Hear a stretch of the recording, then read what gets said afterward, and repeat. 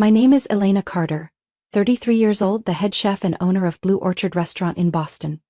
Tonight is the 8th anniversary of my marriage to my husband Ryan Carter. I spent nearly half a year preparing for this evening, carefully tending to every detail myself.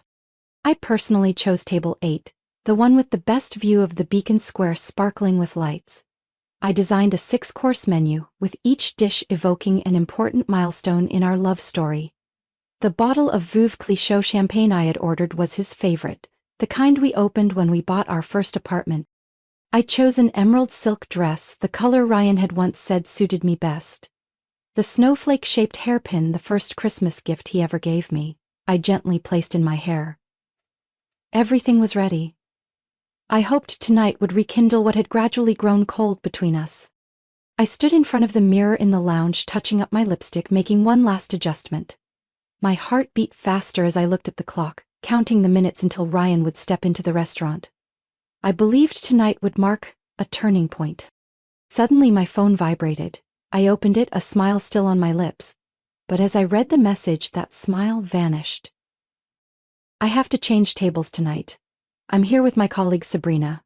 Please understand. I'll make it up to you another night with something really special. Every hope I had nurtured for this evening disappeared. I stared at the phone screen, my heart sinking.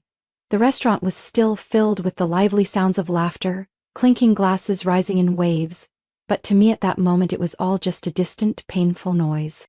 I stepped out of the lounge, my heels clicking softly on the polished wooden floor of the restaurant. No one noticed the tension on my face except for Nick, the bartender who had worked with me since the early days of Blue Orchard. Nick looked at me with concern but said nothing. I sat down on the high stool at the bar, my back to the bustling tables. My voice was low but firm. "Nick, give me a glass of Veuve Clicquot, the one I had ordered for tonight." He nodded without a word, and in just a few seconds, a glass of golden champagne was placed in front of me. I lifted the glass, quietly watching the tiny bubbles cling to the sides and disappear, my heart tasting more bitterness than the wine. I hadn't meant to look over there, but the light from the chandelier fell on a familiar corner of the restaurant, and my eyes followed out of habit, and then I saw. Ryan sat there beside Sabrina. They laughed and talked naturally, as if the evening belonged to them alone. He helped her with her chair, leaned in, whispering something that made Sabrina cover her mouth, giggling. I gripped the glass tighter, feeling both pain and numbness. Then my eyes stopped at Sabrina's wrist, where a glint of light made me feel as if someone had pushed me into a deep abyss. On her wrist was the diamond bracelet that had belonged to my grandmother, Lucille Thompson. The bracelet, with tiny diamonds set in a classic design, the delicate rose-shaped clasp, the bracelet I had worn on my wedding day, the one my grandmother passed to my mother, and my mother gave to me when she passed away. I remembered clearly every word my grandmother had whispered when she gave it to my mother. "This is not just a piece of jewelry, it is our family's pride, the strength of women who have faced storms and still held their heads high." And now it was on the wrist of the woman sitting there laughing with my husband. I felt every beat of my heart tighten like a vice. So many questions rushed through my mind. Why is it there? When did Ryan take it? Did he understand what it meant to me and my family? Nick lightly placed his hand on the bar, pulling me back to the present. "Elena, are you okay?" I took a deep breath, shook my head, my eyes still fixed on table 8. "Pour me another glass, Nick." He didn't ask anything more, just quietly did as I said.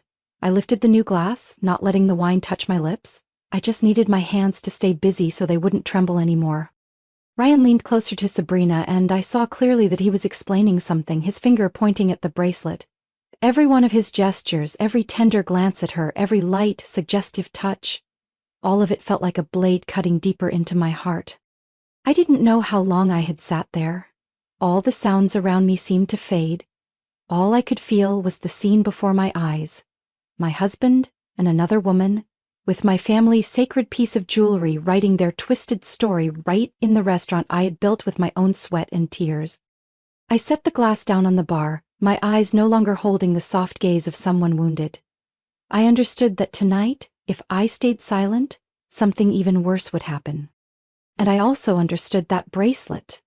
It wasn't just a piece of jewelry they had dared to flaunt. It was a reminder. It was time for me to act. I still sat there, my hand resting lightly on the untouched champagne glass, my eyes fixed on them. The sounds around me seemed distant, only the wild beating of my heart remained. Suddenly, I felt someone's gaze from the far end of the bar. I turned. A man in his 30s, tall and slender, his face tense, was staring at Ryan and Sabrina's table.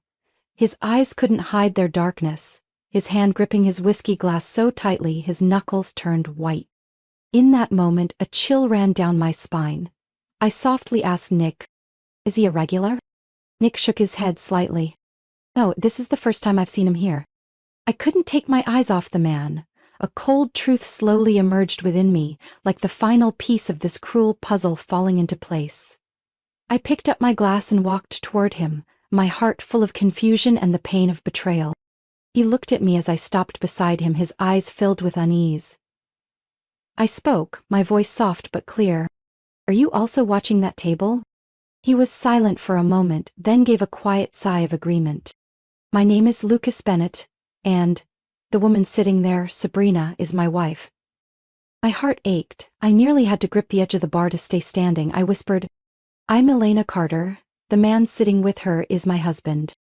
We looked at each other, and without another word, we understood. We were both victims of a charade staged by the two people we had trusted most. Lucas let out a bitter laugh. "She said she had to meet with a female colleague tonight. I believed her." I swallowed hard. Ryan told me the exact same thing, that he was busy with work, and then he brought her here, to my own restaurant. Ryan and Sabrina seemed completely unaware they were being watched. They stayed wrapped in their own world, exchanging soft words and stolen looks I once believed were meant for me alone. I took a deep breath, trying to keep my hands from shaking, and then I saw it. Sabrina subtly pulled an envelope from her handbag, discreetly sliding it toward Ryan beneath the tablecloth.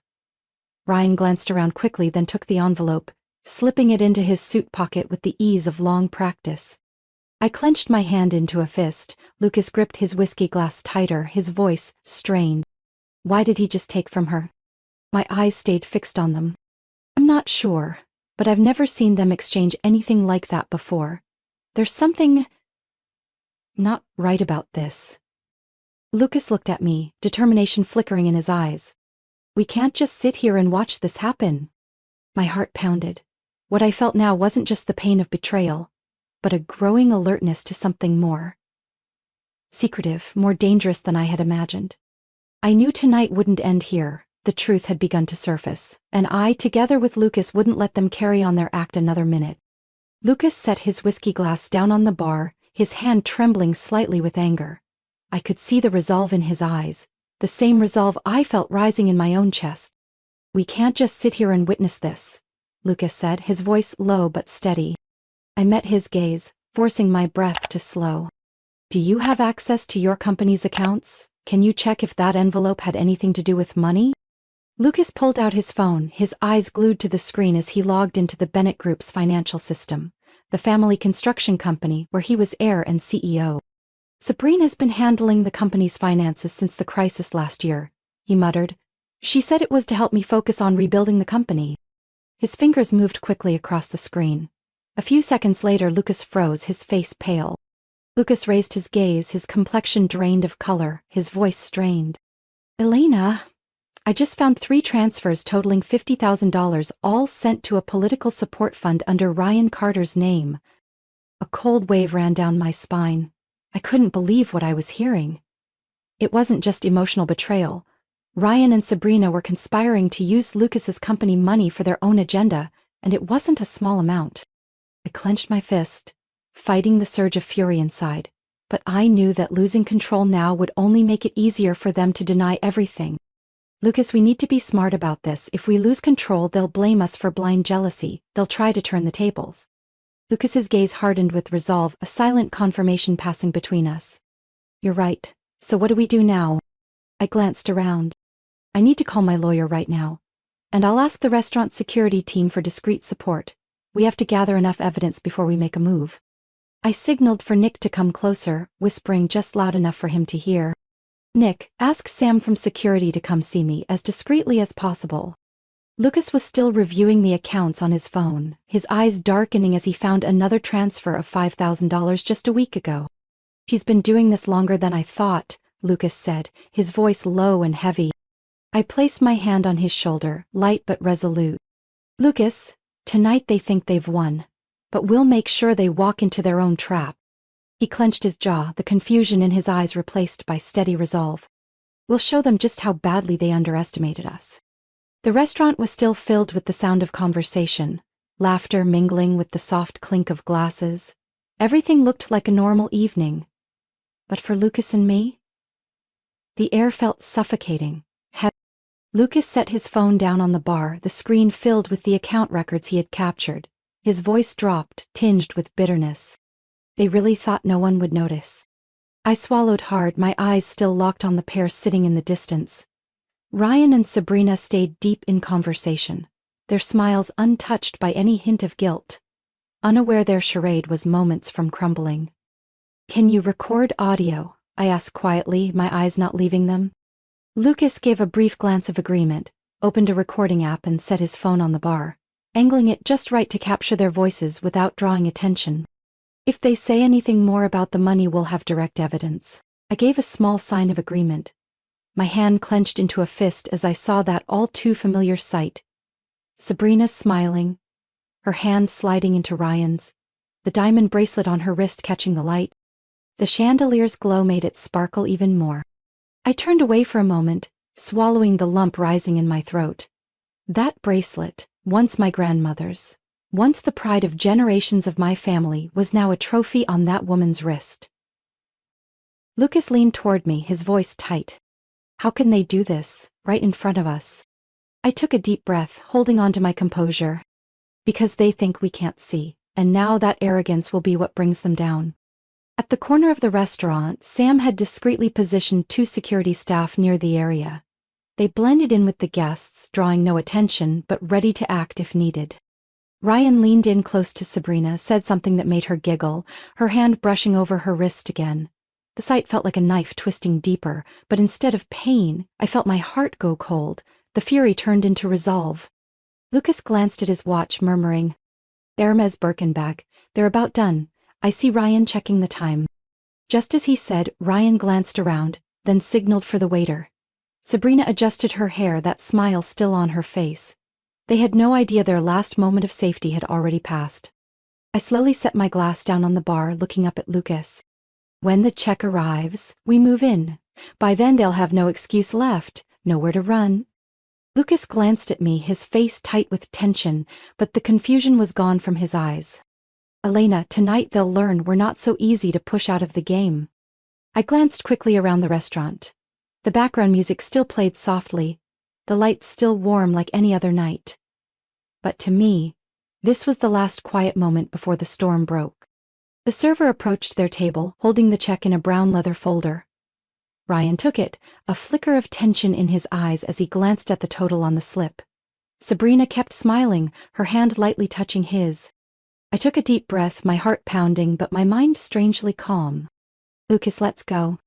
We left the bar together. Each step felt like it erased all those days I had tolerated. All those times I'd told myself to be understanding. The distance between us and those 2 was now only a few paces. Tonight, right here, all their lies would be exposed under the brightest lights of Blue Orchard. Lucas and I walked forward, our steps heavy but sure, the soft yellow glow cast onto the wooden floor, making what should have felt cozy now seem cold in a way I couldn't name. Ryan looked up as I approached. For a second I saw him freeze, as if he couldn't believe his eyes, but then he quickly regained that familiar calm, the polite smile appearing at once. "Elena, you really came? I thought you were in the kitchen." I didn't answer right away. My gaze stopped at Sabrina's wrist where the diamond bracelet still glittered under the lights. I gently pulled out a chair and sat down, my back straight, my eyes fixed on the man I once called my husband. "I only came to offer my congratulations. After all, it's a special night." Sabrina gave a nervous laugh, tugging her sleeve down to hide the bracelet, but too late.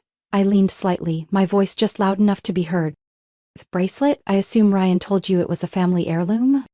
Sabrina flinched, her eyes darting to Ryan for help. He shrugged, forcing a weak laugh. It just looks like the one you used to have. Must be a coincidence. I pulled out my phone, opened a photo of the clasp where the small engraving read, Lucille T., Boston, 1954. I held it up in front of them next to Sabrina's wrist. No words were needed, it was obvious. That bracelet isn't just my grandmother's keepsake. It's a symbol of the courage and resilience of a whole generation. And today you chose to wear it in some cheap little play. Ryan sat silent, his eyes blinking rapidly. Sabrina had gone pale. I tilted my head, looking straight at her. I wonder, besides that piece of jewelry, how much more of my property has he used to impress you? The air around the table seemed to thicken. Ryan cleared his throat, trying to stay calm. Elena, you're misunderstanding. This is a work dinner. Sabrina's just helping me connect with a new sponsor. There's nothing wrong going on here. A soft laugh escaped me as I looked toward the bar. Lucas approached with quiet purpose, placing his phone on the table. The screen spoke for itself. 3 transfers, $50,000, all directed to Ryan's campaign fund. She's my wife, Lucas said, his voice steady and low. And those transfers? Sabrina had no right to approve them without me. Sabrina opened her mouth to speak, but no words came out. Ryan flushed red, his eyes darting around as if searching for an escape. I turned to look at Sam, the head of security, standing a few steps away. I gave a slight nod. He understood. His 2 staff moved in, standing at angles beside the table, discreet but firm enough to send a warning. I suggest you stay seated, I said, my eyes locked on Ryan. The check hasn't been paid yet, and I'd really hate to call the police over a dine and dash, not to mention everything else. Ryan planted his hands on the table, his voice sharp.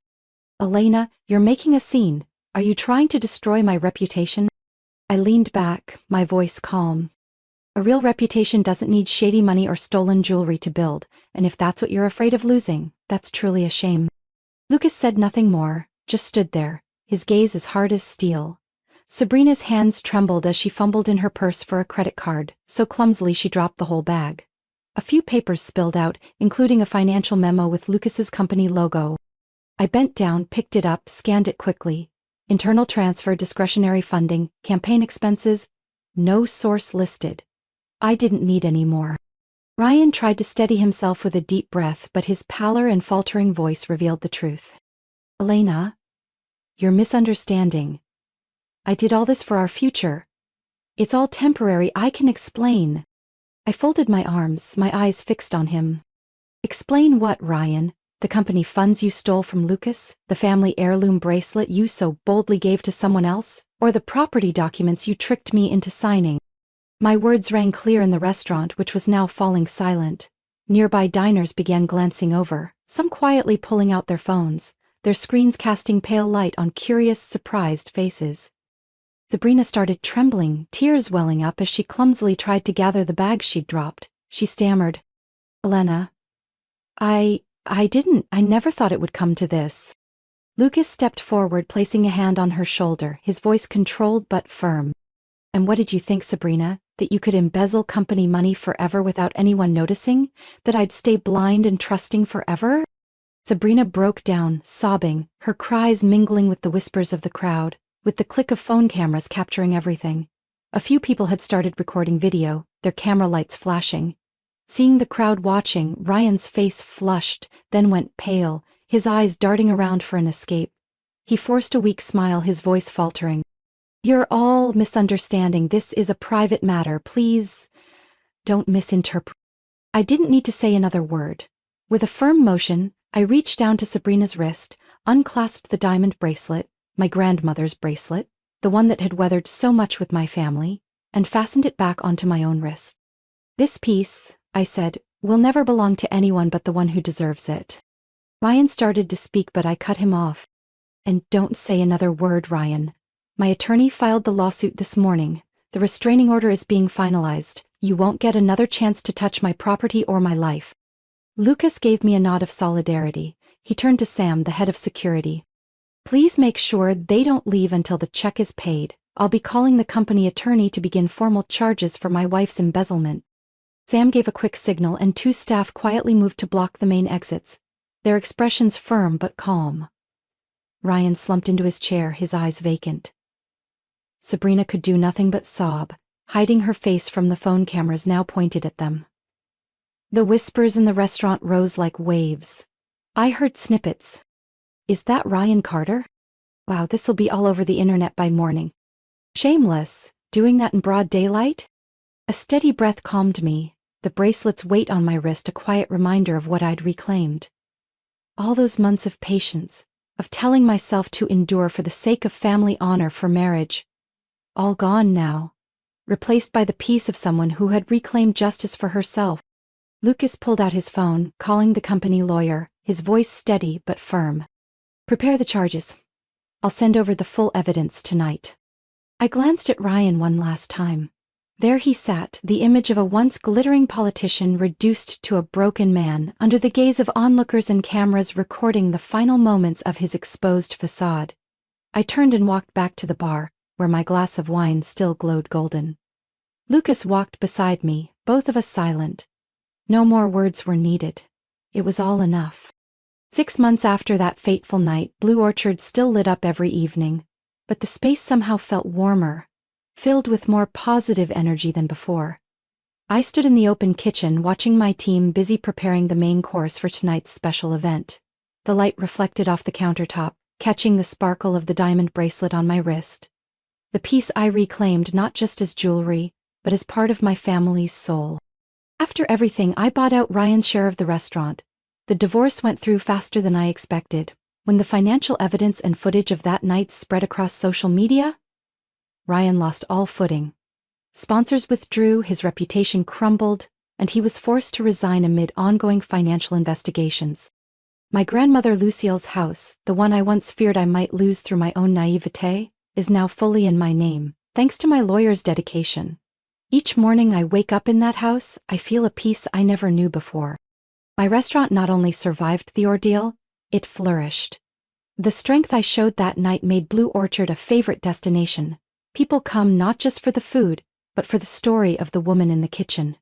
Local papers wrote about my journey as a symbol of resilience and independence. Lucas became a friend I never imagined having. We helped each other rebuild. He restored his company after cleaning up the damage Sabrina left behind. Many evenings after work we'd sit together, sharing the challenges of that tough chapter. There was no romance, just deep understanding and respect for what we had both endured. I remember clearly that first evening after officially signing the papers to buy Ryan's share.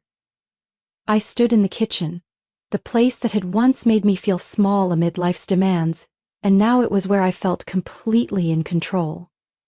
The kitchen lights glowed softly against the bracelet. I raised my hand, admiring the sparkle of each tiny diamond. Each one seemed to tell a piece of the story. My grandmother's sleepless nights sewing for pennies, my mother's double shifts to raise us, and now my own fight to reclaim what was mine. In my heart, my grandmother Lucille's words echoed, "Diamond hard, diamond bright. The women of our family must live like that." Blue Orchard is no longer just a restaurant. It's my second home. The place where I found myself again after all the trials.